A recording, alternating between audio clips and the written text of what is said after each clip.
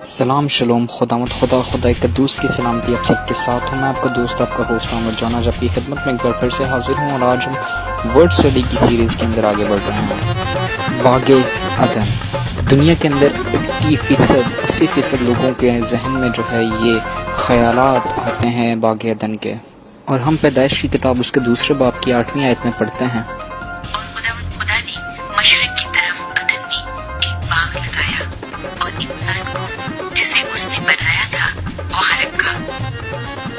اور خدا کے حکم کو توڑنے سے وہاں پر گناہ داخل ہوا، اور اس وجہ سے پھر وہ باغ عدن سے داخل نہ ہو سکے. اس میں کیا ہوتا اگر باغ عدن میں اس لوگوں نے گناہ نہ کیا ہوتا تو وہ آج بھی وہاں پر ہوتے ہیں. اور ساتھ ہی اس کا جواب چھپا ہوا ہے ان 3 لیٹرز کے اندر جو کہ عدن کے اندر استعمال ہوئے ہیں. این، ڈیلٹ اینڈ نون کی سپیلنگ سے عدن بنا ہے. این کی تصویر آنکھ کی ہے جس کا مطلب ہے دیکھنا اور جاننا، تجربہ کرنا اور سمجھنا.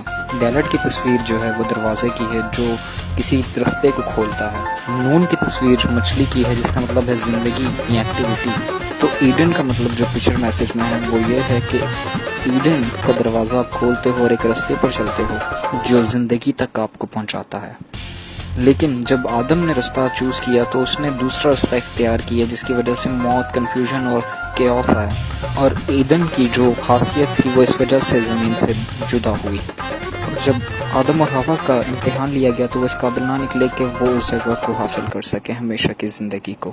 اس وجہ سے ہمیشہ کی زندگی کو وہ حاصل نہ کر سکا کیونکہ اس نے اس درخت کا پھل کھایا جس کی بابت خدا نے منع کیا تھا. خدا بہت ہی رحم دل ہے اور اس لیے اس نے دوسرا درخت جو ہے وہ ہمارے لیے رکھا، حیات کا درخت. اور اس کا پھل یعنی کہ اس کی تعلیم جو ہے وہ ہمیشہ آپ کی زندگیوں کے اندر جو ہے وہ برکت کو لے کر آتی ہے، وہ آپ کے لیے ہمیشہ کی زندگی کو لے کر آتی ہے. اور بیج جب تک زمین میں جا کر مر نہیں جاتا وہ بڑا درخت نہیں ہوتا. اور یہ درخت پکار کے کہتا ہے جو بھوکے ہوں وہ میرے پاس آئیں، میں ان کو آسودہ کروں گا. جو پیاسے ہوں مجھ سے پئیں، میں ان کو ایسا پانی دوں گا کہ ان کو کبھی پیاس پھر نہیں لگے گی. اور ہمیشہ ایک بات یاد رکھیں کہ جب ہوا نے اس درخت کو دیکھا تو اسے دیکھنے میں خوشنما اور کھانے کے لیے اچھا لگا.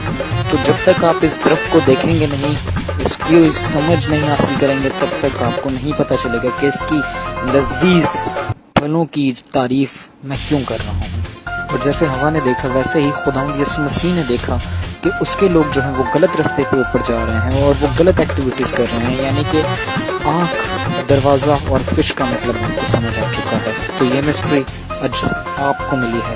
آپ اپنی زندگی سے دوسروں کی زندگیوں تک جو میسج پہنچا سکتے ہیں اس کو ضرور پہنچائیے گا.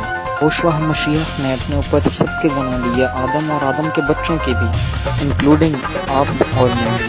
پہلا کرنتھیوس اس کے پہلے باب کے 18ویں آیت میں پڑھتے ہیں، ہلاک ہونے والوں کے نزدیک تو محفوظ، مگر ہم نجات پانے والے خدا کی. یہوشع مشیح جو ہے وہ ہمارے لیے صرف واحد ایک دروازہ ہے جو باغ عدن تک پہنچاتا ہے، اور وہ خود ہی باغ عدن کا حیات کا درخت ہے.